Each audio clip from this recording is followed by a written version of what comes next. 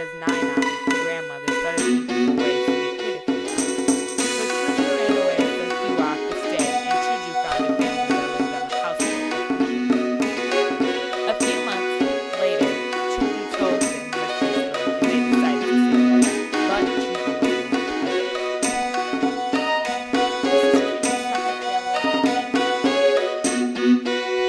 In chapters 4 through 6, Chu runs away to a worm farm where she and her friends are battered. She writes a letter to the orphanage manager and runs away again. As she was wandering among the rice paddies, she saw a woman and her son struggling with their work. Chu wanted to help. The next day, Quan, his son, ran off to Shanghai. Quan sends money and a letter to Hannah and Chu. In chapters 7 through 9, Quan sends a letter telling Chu he was put in jail, but also told Chu not to tell Hannah.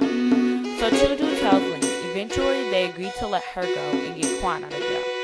She gets on a train to Shanghai where Quan is being held. When she gets there, she has just enough money to get him out, but Quan doesn't want to go back with her. So Chu goes back on her home only to be shooed away by Hannah.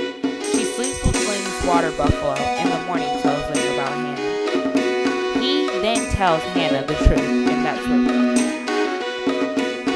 In chapters 10 through 12, Hannah gets sick. Quan comes, but doesn't help much. Less in the work, Chu buys fish to eat the week. Sadly, Hannah dies. Instead of giving the land to Quan, Chu inherits it.